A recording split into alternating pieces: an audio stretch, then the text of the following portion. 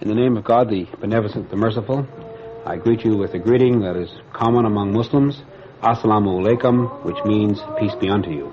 I'm your host, Hamid Rashid. Today we have our 42nd program in our series dealing with the social system of Islam.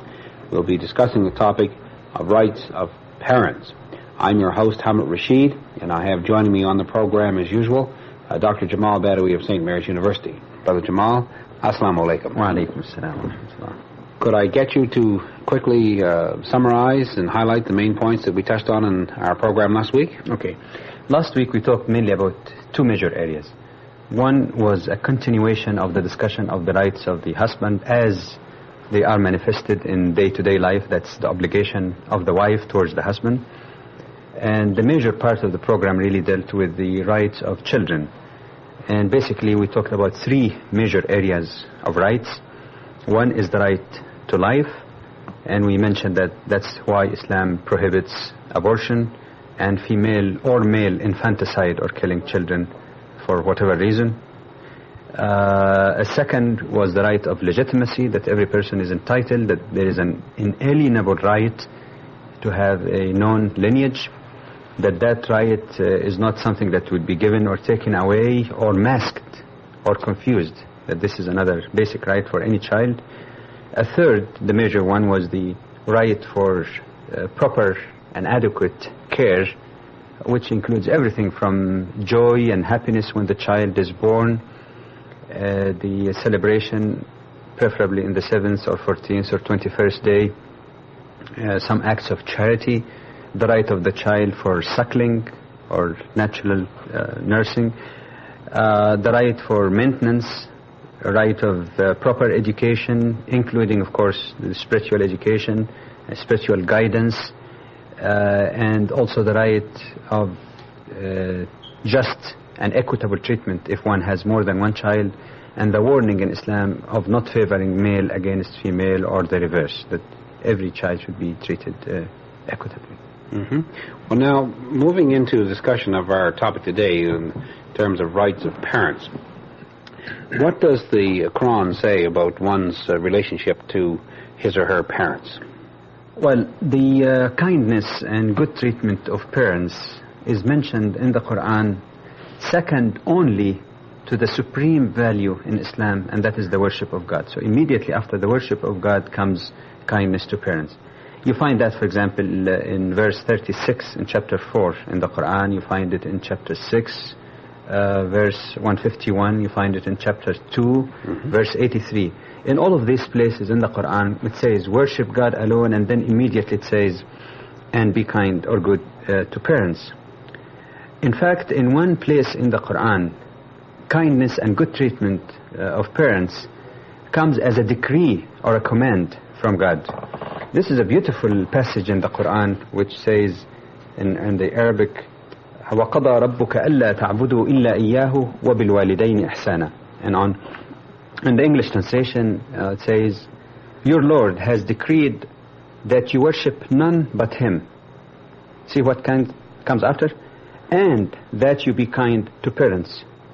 Whether one or both of them attain old age in your life, say not to them a word of contempt, nor repel them, but address them in terms of honor and out of kindness. Lower to them the wing of humility. Notice the expression, I'll comment on that. The wing of humility. And say, my Lord, bestow on them thy mercy, even as they cherished me in childhood. These two beautiful verses require some explanation or some commentary on them. First, it says, don't tell them any word of contempt. The original word in the Quran in Arabic says, don't say to them uffin, which is not even just contempt, an expression of impatience, lack of respect, even the word uff, one should not say to them. Secondly, when the verse says, lower to them the wing of humility, this is a beautiful metaphor, because it reminds us with birds, with lowering their wings for their youngsters or their offsprings out of tenderness and gentleness. A third remark on these verses is that they remind us with what parents suffered for us in our own childhood to bring us when we were all weak, totally dependent on them, and at times utterly helpless. So the question of kindness here in the Quran to parents is placed as a very praiseworthy act. In fact, for example, in chapter 19 in the Quran, which takes its name from Mary, the mother of Jesus, peace be upon him, chapter 19, in more than one place it described as one of the great characteristics of great prophets is kindness to mother. It mentioned that about Yahya or John the Baptist in verse 14, and about Jesus, peace be upon him, in verse 32. In both cases it says that one of their main good characters or traits was that they were kind and compassionate to their parents. May I add also one point before you get to your next question, is that in addition to this broad commandments or directive to be kind to both parents, the Quran also singles out the mother for extra kindness and affection, and particularly in chapter 46 in verse 15, when it says one should be kind to both parents, but it says also his mother bore him in difficulty upon difficulty. Well, now I'd like to turn to the person of Prophet Muhammad, peace and blessings be upon him. What was his attitude on this matter of rights of parents? His attitude was the translation of the Quranic teachings, really, and molded by the Quran. And what he said really or did was simply an elaboration or explanation in real terms of what the Quran is referring to. Let me give you a few quotations. There are plenty of these, but I'll give you a few of them. In one of his saying, as narrated in Bukhari, Muslim, At-Tirmidhi, and An-Nasa'i, that's in 4 different collections of prophetic tradition, he was asked a question, and somebody said, what kind of deeds are best in the sight of God? He said, first, to keep your daily prayers on time. That's one. Number 2, to be good and kind to your parents. Number 3, jihad or struggle in the path of God. So he put kindness to parents in between prayer, which is the most important religious duty for the Muslim, and self-sacrifice or struggle in the path of God. In another beautiful saying also, which was narrated in Ad-Dailami in his book Musnad al-Firdaus, the Prophet was quoted as saying that Al-Abdul Muti'u li-walidayh, that is the servant of God who is obedient to his parents and also obedient to the Lord of the universe, is in the highest of high, that is in the highest of high in paradise. In other saying of the Prophet, he equated kindness to parents with one of the great values in Islam, jihad or struggle in the path of God.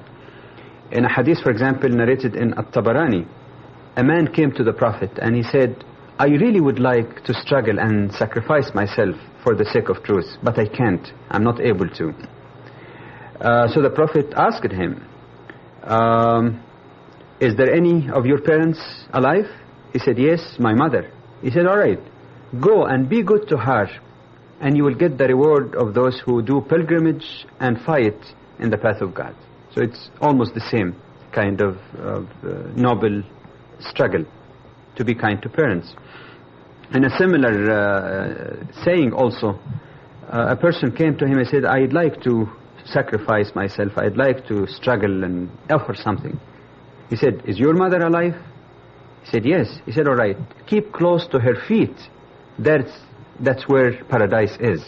Of course, that's a nice metaphor here, that of humility and humbleness, that keep serving her as if you're just at her feet, because this would lead you to paradise. And this is consistent with the saying of the Prophet that we quoted in several programs in the past, a beautiful one: paradise is underneath the feet of mothers.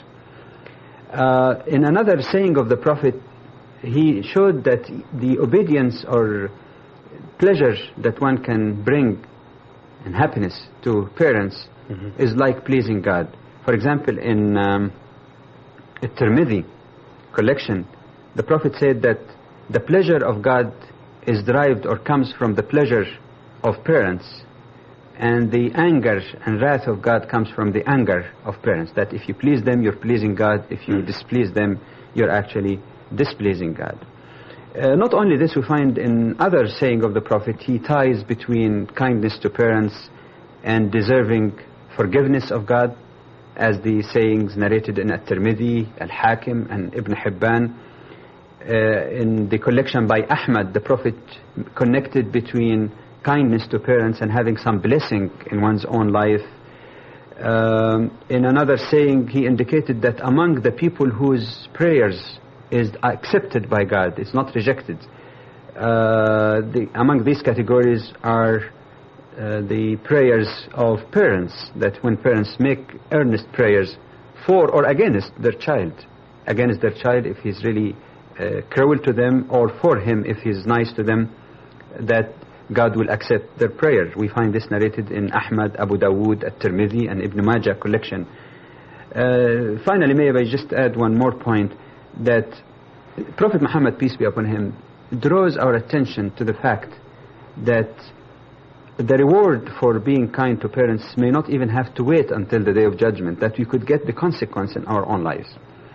In a saying narrated in At-Tabarani, he said, "Be kind and good to your parents, so that God may make your own children good to you, that is, good to you when you grow old. And be chaste, your women also will be chaste as well." So there's plenty of this, and even with this extensive quotation from hadith, I'm not even quoting everything that the Prophet said by way of goodness to parents. Well, now, in these quotations that you've made, the extensive quotations from the Quran and from the prophetic traditions, repeated reference is made to being good to parents. Could you perhaps explain, for the benefit of our viewers, what this involves? What does goodness, translated into specific actions, mean? Okay, I had some difficulty translating from Arabic to English here. Actually, the original word that appears in many of these quotations actually is in Arabic birr. If you transliterate that, it would be like B-I-R-R, birr. We loosely use the term being good, which is one aspect really of birr. There is no single word really that expresses the meaning of the Arabic term birr in one word. But you can say that the word birr means more than just even being good or kindness. It's a term which denotes righteousness, or what is right, what is good. It denotes kindness, compassion, reverence, respect, obedience. These are all patience. These are all aspects in various angles really of the broader term, which is more inclusive term really, birr. Then it includes then the question of mercy or compassion. In fact, in one saying of the Prophet, as narrated in Al-Bayhaqi, two sayings in Al-Bayhaqi, the same reference. One of them, it says that if you look compassionately to your parents, you will get the reward as if you went for pilgrimage.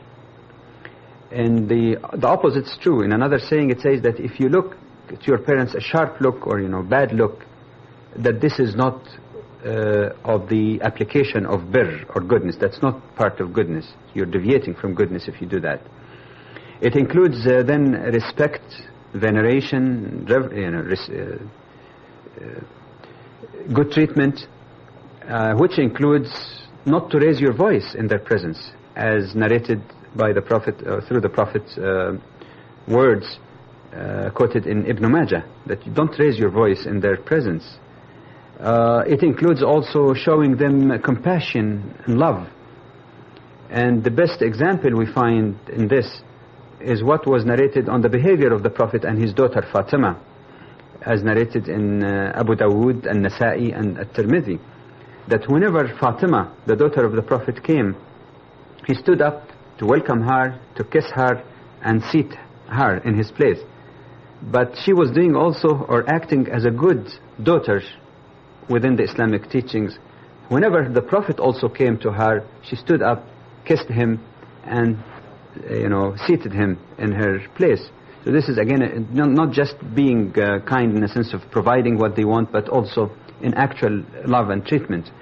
It includes also as well maintenance for parents if they are old or in need. Well, now, on this question of maintenance, a number of questions are triggered. What is the circumstances under which one must provide for his parents? Mm-hmm. Is there a limit to this obligation? Mm-hmm. Is the nature of the obligation moral or legal or both? Well, to start with, the conditions for being responsible for the maintenance of one's own parent are basically three. First, that the parents would be destitute, that they would not have enough for their basic needs. Secondly, that they are not able to earn a living because of age or disability or whatever other reason. And the third, that the son who is obliged to provide for this maintenance is able to, that is, he's got enough to provide for himself and his family as well as for his parents. And what determines ability is not that he's got all the luxuries and then whatever remains goes to his parents. Actually, some jurists said that he would have enough if he had more than his basic needs for one day and one night. That if he has enough food for a day and night and there's some extra beyond that and his parents are in need, then he's regarded as able to look after them. As far as your second question, the limits, or what this kind of maintenance really entail or includes. Well, it includes everything that's needed, basic needs at least. Food, lodging, clothing, general comfort for the parents. Some jurists, the majority actually, even add that you have to look after their own dependents. If there are dependents, for example, like orphans who are living with those parents, you're also responsible for their own dependents as well. Your last question was on what? On whether or not it's a legal or moral obligation or both. Well, the answer is that it is both of them, in fact. One person came to the Prophet, peace be upon him, and that was narrated in Ibn Majah, and he said, my father wants to take from my money. And the Prophet's answer was beautiful. He says, Anta wa maluka li abik. He said, you and your property belong to your father. He didn't mean, of course, that he doesn't have any property, but he meant that you shouldn't really be so stingy with your parents who sacrificed for you all of their lives, that you and your property actually should be in the service of your parents. Some jurists, the majority of them in fact, say that the same entitlement, which is both moral and legal, that is, it could be enforced legally under Islamic law if you're neglecting your duty to your parents. They said that this even applies to not only parents but grandparents if they are living, because they are in the same status also as parents. Well, now, if the parents are not Muslim, are they still entitled to the same support that we just discussed? Well, they are entitled both for good treatment as well as support. Similar problems actually has risen during the lifetime of Prophet Muhammad, peace be upon him. For example, some people embraced Islam while their mothers or fathers or both remained non-Muslims. And there is a famous story about a companion of the Prophet by the name of Sa'd ibn Abi Waqqas. That fellow embraced Islam and he was very convinced. His mother threatened him, almost blackmailed him. She said, all right, I'll fast, I'll abstain from any food and drink until I die, unless you reject Islam, and go back to the old ways. And if this happens, everybody would consider you as responsible for my death, which was regarded as something very bad among the Arabs, of course, is that he would have the guilt for the rest of his life. That fellow, Sa'd, was really very, very compliant with the truth. He didn't really accept that threat. And after almost a day and night, when she stopped eating and drinking altogether, he went to her and said, "Mom, if you have 100 souls and each one of them is going after the other in front of me, I will never reject God again. I will never deviate from the path of truth." Once she learned of his determination, she simply, went back on her word, and she started accepting the new situation. Mm-hmm. And it is mentioned by some jurists that as a result of this, the one verse was revealed in the Quran in chapter 31, verse 15, which gives some kind of directive in this respect. It says, that's verse 14 and 15, "We have enjoined on man," means mankind, generic term, "to be good to his parents. In difficulty upon difficulty did his mother bear him. And in years twain was his weaning. Hear the command, show gratitude to me," that's to God, "and to your parents. To me is your final goal." And then it goes on, the question pertaining to Sa'd. "But if they," that is your parents, "strive to make you join in worship with me things of which you have no knowledge, obey them not. Yet bear them company in this life with justice and consideration, and follow the way of those who turn to me in love. In the end, the return of you all is to me, and I will tell you the truth and meaning of what all you did." So in that particular passage in the Quran, there are a couple of major points that one has to remember in an answer to that question. First of all, that obedience to parents in general is required. But if that obedience comes into conflict with obedience to God, then obedience to God comes first. And this applies to all kind of relationship, whether rulers, husbands, wives, you name it, bosses, that obedience of God supersedes obedience to any human being. In fact, the Quran in many places blames those who keep following the footsteps of their parents and reject the truth simply because it sounds to them unfamiliar or uncustomary. That this is no excuse. You have to use your mind and spirit also that God has endowed to you. It is related to a basic principle in Islam, that of individual responsibility before God in the Day of Judgment. In one conclusive passage in the Quran, in chapter 31, verse 33, when it says that اتقوا ربكم واخشوا يوما, you should fear God and beware of a day where no father can avail of his son anything, nor can a son avail of his father. So ultimately we have to stand our responsibility before God. I could not reject the truth simply because my parents do not approve of it, because I would be punished for that. The Quran also many times refers that to blindly follow things that one has simply been customary following, that does not necessarily mean that this is the right thing to do. The other thing that this passage in the Quran seems to indicate is that even if parents try to divert the individual from the path of truth, even though you're not required to obey them, you're required still to treat them in kindness, as the verse says. وَصَاحِبْهُمَا فِي الدُّنْيَا مَعْرُوفًا. Give them good company, just and compassionate company in this life, so long as, of course, they're not trying by force to prevent you from obeying God. In fact, there's one interesting story that happened in the lifetime of the Prophet. Asma, the daughter of Abu Bakr, a famous companion of the Prophet, peace be upon him, came to the Prophet and she said to him, "My mother came to me hoping that I would be of some help to her, to help her and support her, but she's still not a Muslim yet. What should I do?"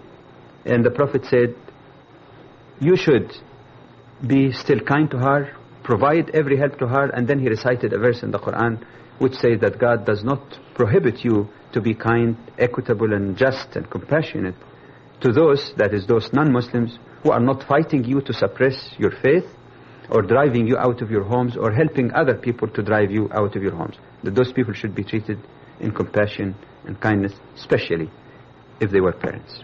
Mm-hmm. Well, now, what about the circumstance where perhaps the parents aren't very compassionate and don't treat you very well? Are you still entitled? Are they still entitled to receive good treatment from you? Are you expected to be kind and fair to them? Well, again, really, it's the interesting thing that when you study the history of Islam, especially the prophetic period, and the kind of questions that were directed to him, you'll find that, amazingly, the questions raised are very common questions, the same question that many of us raise today. That's why it's much better to go back to this and look for some guidance. Yes. Actually, there was a similar incident also to this. The Prophet was sitting with his companions, and then he said, whoever wakes up or whoever is obeying God by being compassionate to his parents, God will open 2 doors to paradise for him. And if he had only one parent, God will open 1 door to paradise. Of course, you need only 1 door to get into paradise. Yes. But that's, of course, to emphasize the meaning. Mm-hmm.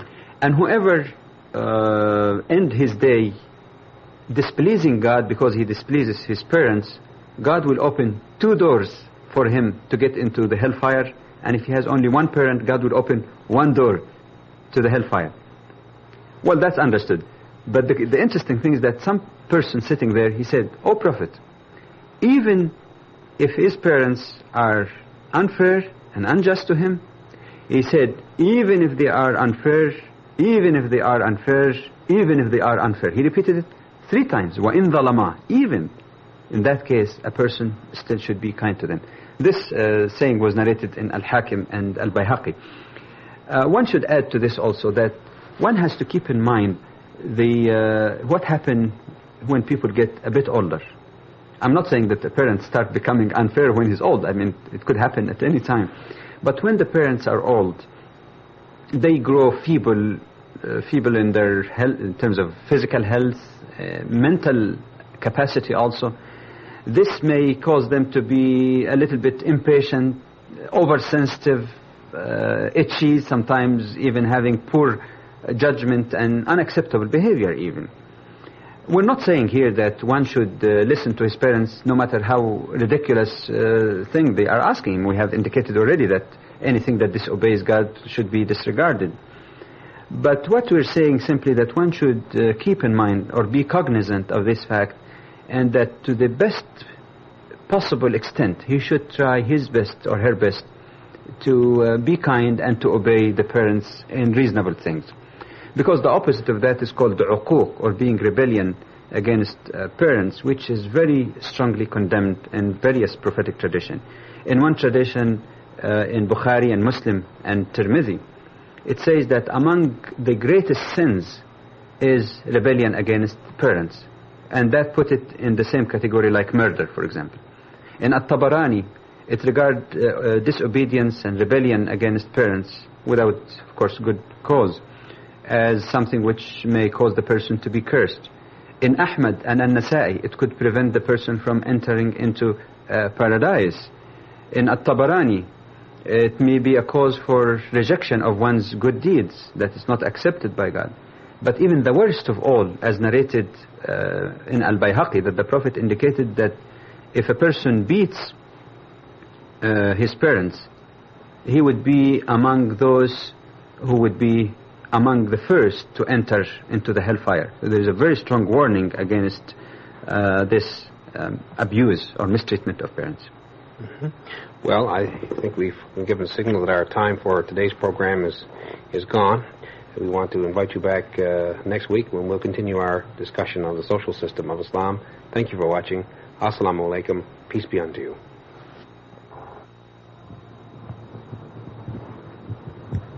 Allahu Akbar, Allahu